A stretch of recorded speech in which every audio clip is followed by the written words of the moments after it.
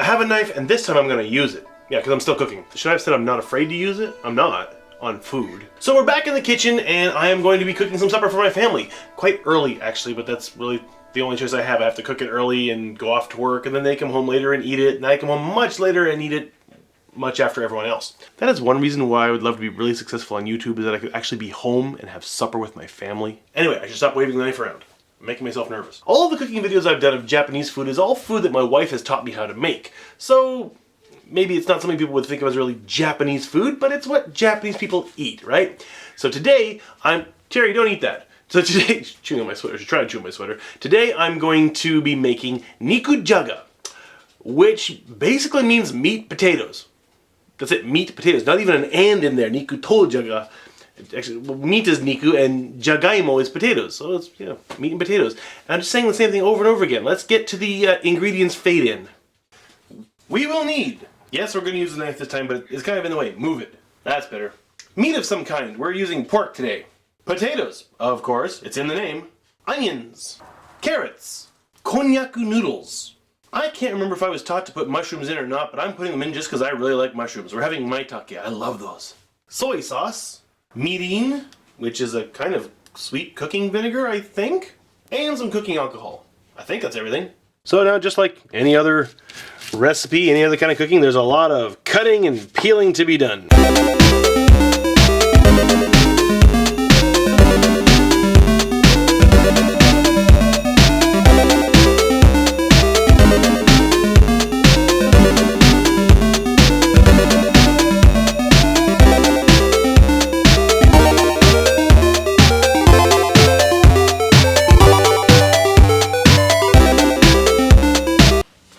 Okay, we'll start with turning this on to about, medium heat's too high, mid-range low, well, I don't know, it says 5 is in low, but whatever.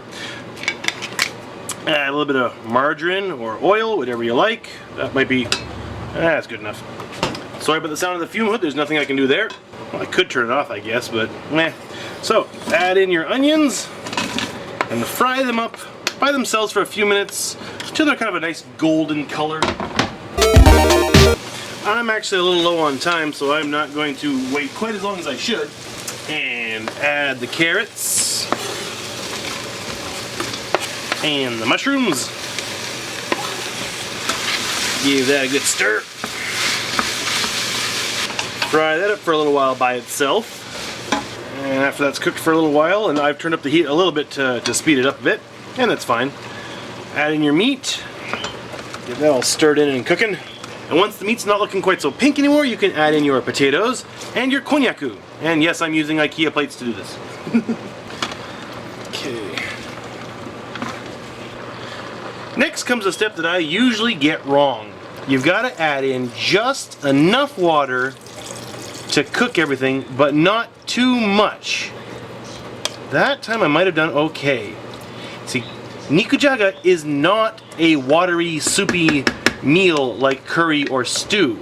It's really got only just the liquid in the vegetables and the meat, so you gotta put in just enough water to cook it and pretty much be mostly evaporated or absorbed by the time you're done cooking. I'm gonna go with that because I usually put in too much water and have to cheat and put in cornstarch or something, and my wife knows every time I've gotten it wrong and cheated. And now, like Jeremy Clarkson, we have to yell power and, you know, crank it up to full power and boil it. Boil! Well, yeah. Doesn't have quite the impact as power. Speed isn't going to work here. Oh well. A watch pot never boils. So stop looking. I'm too tall for the camera angle. Now this is going to take some time to get up to boil and to soften up. So we're just going to have to leave it to do that. I thought, while I'm waiting, take the opportunity to say one more time, you know, I have already mentioned this before, but, you know, the absolute best peeler I have used in my entire life is in Japan, comes from the 100 yen shop. So if you're in Japan and you want the greatest peeler ever, it's cheapo. I mean, if you break it, who cares? It costs another 108 yen. Used to be 105 yen. Thanks, Abe. So yeah, just go down to the 100 yen shops, but not Daiso actually. You know, Daiso I think is the largest chain, as far as I can tell, of 100 yen shops in the country. This didn't come from there. It came from, I want to say, Seira or Seria. I'm not sure which one it is. I mean, there's only one 100 yen shop with that kind of name. I just can't remember if it's Seiya or Seiya. Came from there. We got it at like the Aeon Mall. It's fantastic. Be careful, I have sliced parts of my body off with this. Well, thin slices of skin. We're on our third. We lost the first one. The second one broke after like 5 years of use. That's like 20 yen a year. You can't go wrong with this thing. If you do break it, who cares? Get another one. Like I said, I'm repeating myself. Stop repeating yourself, Mark. And I'm repeating myself. Stop repeating yourself, Mark. And I'm repeating myself. Stop repeating it. Shut up, Mark. Now we wait until it cooks. I'm gonna go look at Reddit, maybe, or something. I really gotta stop looking at Reddit. It really is a time-sucking pit. Okay, that was a little dangerous. You know, once you get it up to boil, you gotta turn the power back down. I got distracted because Green Co-op just came and rang my doorbell and delivered, you know, some stuff, and I almost burned things to the bottom of the pot. So that was a little dangerous. But it's turned down to about 7 now. I'm gonna put a lid on that for now. Let it steam and cook and whatnot. And get back in the camera frame, you dumbass. Okay, the potatoes have all softened up, so you turn it down to minimum heat, and it's time to add in, well, for one, soy sauce. Well, I'm not really sure how much. I think my wife said like 2 or 3 tablespoons, but I think I made a pretty big pot, or bigger than when I learned, so I'm gonna put in 4, because usually when I make it, the taste is kind of weak. And then I think I'll do a couple tablespoons of the mirin, which is your kind of a Swedish vinegar, not Swedish, sweetish kind of vinegar, I believe. Smells vaguely vinegary. And some of this, well, I think it's like a cooking alcohol, I think, from Mizkan, whatever. I think it's like a cooking alcohol.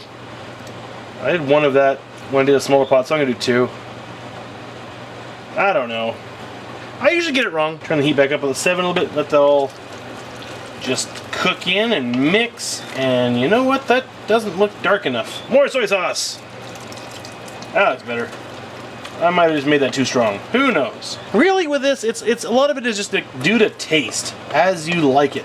So if you want to try making this Nikujaga, it's going to take a bit of experimentation. And I think I put in too much water. Damn, I can never get that right. I'm going to let that cook a little bit longer to let the flavors mix in and to hopefully boil off a little bit more of the water.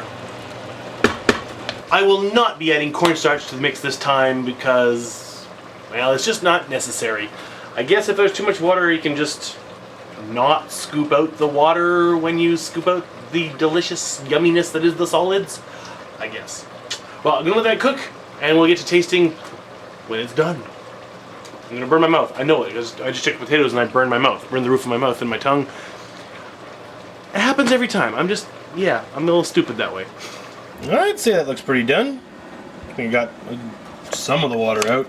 Still a little bit too much, but not as bad as previous times. Of course, a taste test is required. I'm gonna burn my mouth. I just know it.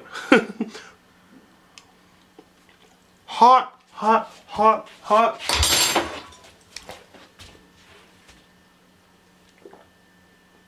Good. It's good. You got the meatiness, and you got your potatoiness, and your carrotiness. Well, it's all good. It's all mixed in together. It's meat and potatoes. It's a really simple. Well, it's meat and potatoes with soy sauce and meating and some kind of alcohol, admittedly.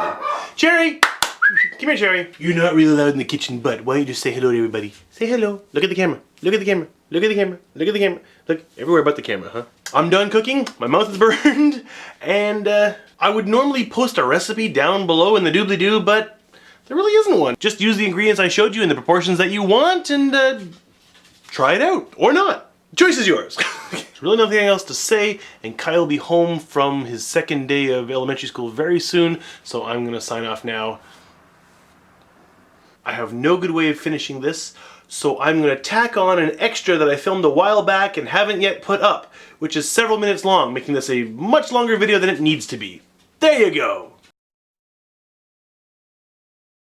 I'm just sticking this in as a little extra on whatever video I end up putting this on. If I actually use it, I haven't even decided yet. I kept waffling between, yeah, make it, no, don't, oh, it's so stupid, and yeah, it is kind of stupid thing I'm doing now. So I just decided to take it as an extra somewhere. Normally, well, you know, I love to make things out of cardboard. Today, I'm not going to make something out of cardboard. I'm going to unmake break, destroy something I made out of cardboard. First, I've got to clean off the lovely additions that Kai made. He decided that it would look better with some fall leaves on them, and they did look good until they dried out, and now they're just crumbling and falling everywhere. Not exactly helping me when I'm trying to clean up. You know, I like to make things out of cardboard that are fun, like the mini four-wheel drive racetrack. I also use it for utilitarian purposes. Oops, I ripped the house. Oh well. This is my stairs banister. You may have actually seen, I'm sure you've seen glimpses of this cardboard in the past, like on the on the Spark Kids channel, the video of Nina climbing over the baby gate. Baby gate sounds like some kind of not conspiracy. Oh bloody hell! My English is failing me.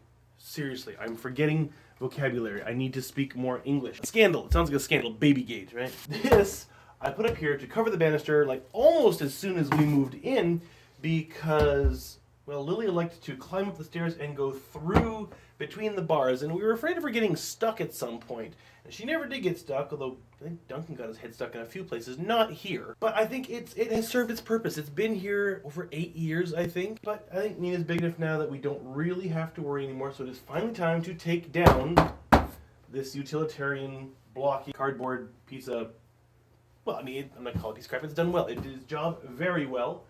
I think I had to retape it at one point because the, again, my English is deserting me. Oh, come on. The chemicals inside that makes it sticky, it leaches out into the air, dries out, and gets non-sticky. Oh, man. I mean, there's a better way to say that, and I can't think of it. Oh, God. My English is deserting me.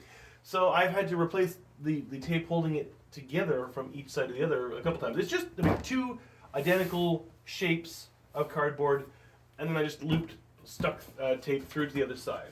And it is now time to undo that. Oh my, it's gotten tougher as it dried. It doesn't want to rip. I'm getting a knife. Man. Time for operation without cutting anything. Oh, that one already broke. Okay. Oh, dusty. Ugh.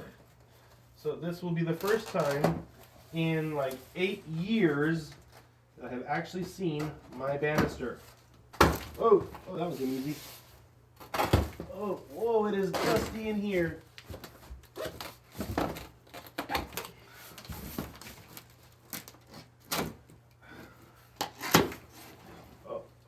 There we go. And this side fell away, and oh my god. Whew. You know, it makes the room a little bit brighter even, because there's not this big wall of cardboard, and the light can bounce off here. I do not remember putting in these filler pieces. I wonder why they were there. Give it a little more rigidity, I guess. Oh, I should have done this the other day, actually, because I already took the cardboard away to recycling. I might have to do it again. Thank you very much, cardboard. You did your job very well. But now you're going bye-bye. And holy crap, look at that. 8 years of dust bunnies there. I'm just glad there wasn't like a horde of see, English totally abandoning me. Cockroaches. Yeah, you know, open up and cockroaches come pouring out. That would have been quite the video, actually. As it is, this was just me cutting some tape, and it was a stupid little extra tacked on the end of whatever it was you just watched. So I'll probably put up a little message saying you probably don't want to watch this next part because it's going to be boring as crap. I should put that up word for word. You know, come to think of it, Kai, Duncan, and Nina have never seen this banister. So when they come home tonight, that'll be their first time ever. Not that that's going to be a huge life-changing event or anything. It's just, you know, it's a banister. Last little addition I just noticed, actually, that, can you see here, the wood, normally you'd expect wood exposed to light to get bleached out, brighter.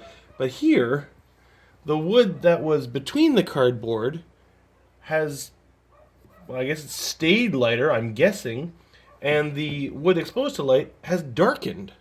And I was just not expecting that. Unless I'm wrong, and the wood that was not exposed to light has stayed the same color, and this bleached for some reason in the dark, which I really don't think that's the case. Really unimportant shit I'm putting in this video. Jeez, I'm taking a video. What'd you find there? Perry. Who's that? His room. It was in Lilia's room? Yeah. Yeah, but what's here? What's this? Yeah. And It looks like a... you like it? Yeah, I like it. Yeah. Yeah, but it looks like a slide. No, you don't slide on that, okay? Yeah, and don't jump and get on there. Yeah, that's right.